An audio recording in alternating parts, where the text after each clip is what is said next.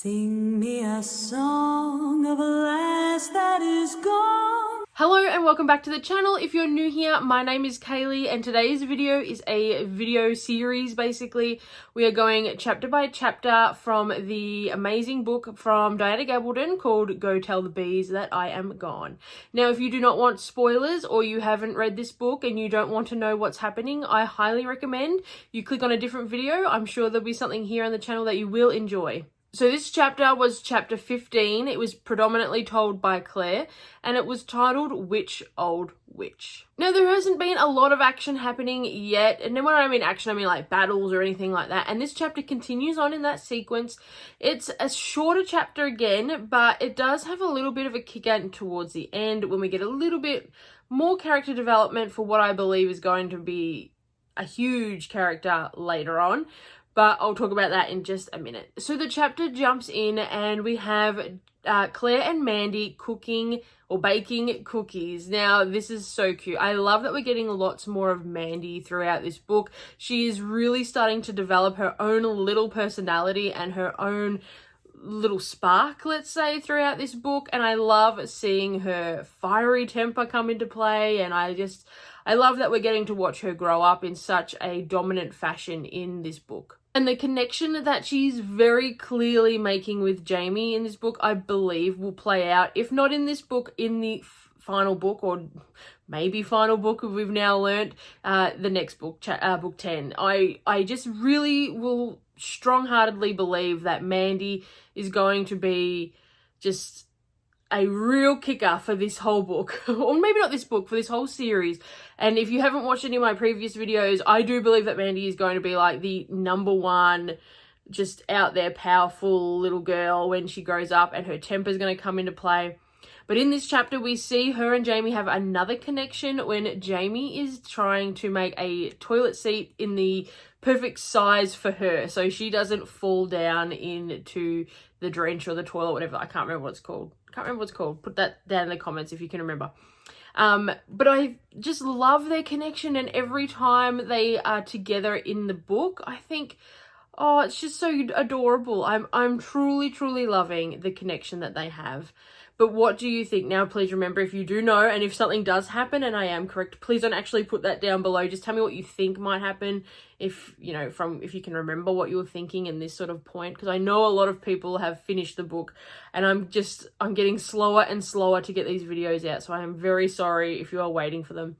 With Christmas coming up, I am going to try and smash a few more out before Christmas, and then we'll really dig down deep to catch up to these fast readers. But from this point, what did you think? Do you think that their connection is going to spark something major in this book or in the series, or overall? What do you think? Their connection to me is just absolutely, I love it. I love their connection. But speaking of fantastic connections, we can clearly see that Fanny is, I don't know if she's starting to develop feelings for William across the seas or across the pond or down the track, however you want to explain that. But definitely the letter that she received from him is playing on her mind, and you can sort of see that so Jamie mentions that he believes young William will return, and that the excitement that Fanny had with this, it really speaks volumes for what that relationship is going to mean to Fanny. And I'm a little bit worried because I don't believe that William and Fanny will end up together. But I have been very wrong about many different things, but I think she's definitely starting to develop feelings for him, and I don't want her to be crushed if he has no interest in her at all, because I do love her as a character. But I just see this sort of, it's starting to build the motion of a connection, and I am a little bit worried that I just don't see that as a perfect fit. So that either will cause a little bit of drama, or yeah, I'm just not picturing that as our next happy couple. But I do love the excitement that Fanny is getting from William and the thought of him and that build up for her. I'm just a little bit worried about that one though. Now, towards the end of the chapter, we do meet a mysterious woman in black who comes to the house or the dwelling to drop off a package. Now, she is very direct in her reception, let's say, especially when young Mandy is the first to greet her. Now, we all know Mandy has a temper, as I've just spoken about, but she just doesn't fit in well with that era and that demographic of sort of, I'm going to say, stuck-up people. And young Mandy upsets this mysterious woman in black, which results in her getting a slap across the face from the mysterious woman in black. Mandy's reaction, of course, was to scream the house down, bringing Jamie and Claire both rushing. So as Claire is coming up the sort of hill, she has a trip over and she falls down. But Jamie swoops in from inside the house, picks up Mandy, and of course gives this mysterious woman in black the "you better leave" vibes. This mysterious woman then gives Jamie a bit of a mouthful as she does slowly back down and head away. Claire does say that she believes that that could be Mrs. Cunningham, and the package is some more herbs and medicinal things that Claire actually needed. So Mrs. Cunningham, as we spoke about in some previous chapter videos, she's going to be nasty. We know she's nasty. She's going to be very much a play in on the villains for the little militias that are starting to sort of form in around. And I do believe that she's going to just be trouble all the way to the end. What are your thoughts on the Cunningham family? Are you sort of going, no, they're just there as a distraction, or the big bad is sort of over here, not coming into play yet? Or is Mrs. Cunningham one of those ones that's like she's going to be the evil one? She's going to be right on to the money of what's happening here.